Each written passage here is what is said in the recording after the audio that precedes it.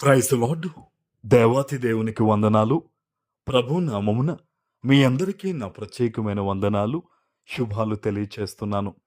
ఈ దినము కొరకు ఏర్పాటు చేయబడిన దేవుని వాగ్దానము మార్కు సువార్త 4వ అధ్యాయము 39, 40 వచనాలు.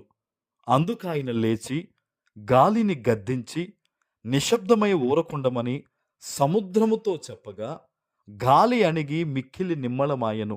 అప్పుడాయన, మీరెందుకు భయపడుచున్నారు? మీరింకనూ నమ్మిక లేకయున్నారా అని వారితో చెప్పెను. దేవుని నామానికి మహిమ కలుగునుగాక. ఈ ఉదయకాల సమయంలో సర్వశక్తివంతుడైన నీ తండ్రి గొప్ప వాగ్దానాన్ని నీకందిస్తూ ఉన్నారు. ఆనాడు ఆయన ఉన్న దోణి మీదే భయంకరమైన అలలు వచ్చి ఆ దోణి ఆ నీళ్ల చేత కప్పబడి ఉన్నప్పుడు శిష్యులందరూ భయపడిపోయి దేవుని వద్దకు వచ్చి అంటూ ఉన్నారు, బోధకుడా, మేము నశించిపోతున్నాం, నీకు చింత లేదా అని అడుగుతున్నారు. ఈరోజు ఆత్మీయులైన కొంతమంది బిడ్డలు దేవునికి దగ్గరగానే ఉంటారు, చర్చికి వెళ్తారు, వాగ్దానం వింటారు, ప్రార్థన చేస్తారు. శ్రమ వచ్చేటప్పటికి, కష్టము కలిగేటప్పటికి కొంతమంది అంటారు, అయ్యా మా ప్రార్థన వింటున్నావా? నేను మీకు సమీపంగా ఉంటున్నాం, చూస్తున్నావా? నీకు నచ్చినట్టు బ్రతుకుతున్నాం, మేము ఇబ్బందులు పాలైపోతున్నాం, ఈరోజు మమ్మల్ని కనిపెడుతున్నావా అని కొంతమంది అడుగుతారండి, శిష్యులు అడిగినట్లు. ఈరోజు దేవుడు ఎందుకు ఈ మాట నీకు వాగ్దానంగా ఇస్తున్నాడు తెలుసా? నీలో ఉన్న అపనమ్మికను పోగొట్టి నిన్ను బలపరచడానికి.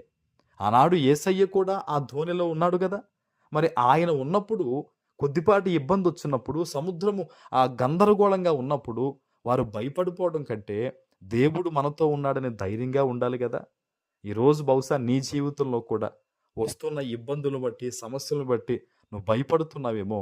దేవుడి వాగ్దానం ద్వారా నీతో మాట్లాడుతున్నాడు.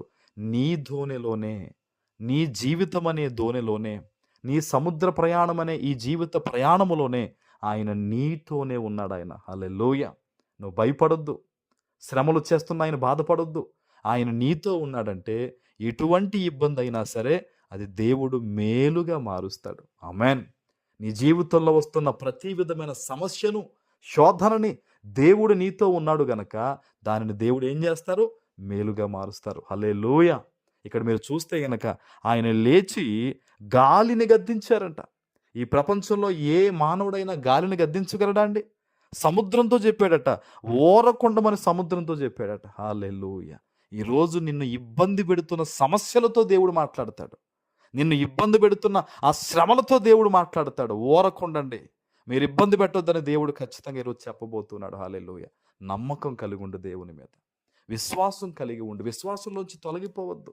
ఈ రోజుల్లో కొంతమంది మనస్సు ఎంత బలహీనమైపోతుందంటే, శ్రమ కదలకపోయేసరికి, ఇబ్బంది దాటకపోయేసరికి మరలా మందు తాగేద్దాం, మరలా లోకంలోకి వెళ్ళిపోదాం, మరలా పాత జీవితంలోకి వెళ్ళిపోద్దామని పాపం వైపు చూస్తూ ఉన్నారు. బిడ్డలారా, అది ప్రమాదకరము. నిలకడగా ఉండు, నమ్మకంతో ఉండు. ఆయన నీతో ఉన్నారు గనక తప్పకుండా సహాయం చేస్తారు. శిష్యులతో దేవుడు అందుకనే అన్నారు, మీరు ఇంకనూ నమ్మిక ఉంచలేదా అని చెప్పేసాను. ఈరోజు దేవుడు నిన్ను ప్రేమతోనే మాట్లాడుతున్నారు. ఆయన నీతో ఉన్నారు గనక నువ్వు భయపడొద్దు, ప్రార్థన చేయి, విశ్వాసం ఉంచు. అయ్యా నీవు చేయగలవయ్యా, నీవు మాత్రమే చేస్తావయ్యా అని నువ్వు విశ్వాసంతో పలికే మాటలు ఏదైతే ఉన్నాయో ఆ మాట నీ నోటి వెంబడి వస్తూ ఉండగానే నీ జీవితంలో మేలు జరుగుతుంది. ఆమేన్. ప్రార్థన చేసుకుందాం. పరిశుద్ధుడు అయిన మా తండ్రి, ప్రేమ కలిగిన ప్రభువా, మీకు స్తోత్రాలు. ఈ ఉదయకాల సమయంలో మీరిచ్చిన ఈ గొప్ప వాగ్దానము ప్రతి బిడ్డ జీవితంలో నెరవేర్చి స్థిరపరచమని యేసు నామమున ప్రార్థిస్తున్నాను తండ్రి. ఆమేన్.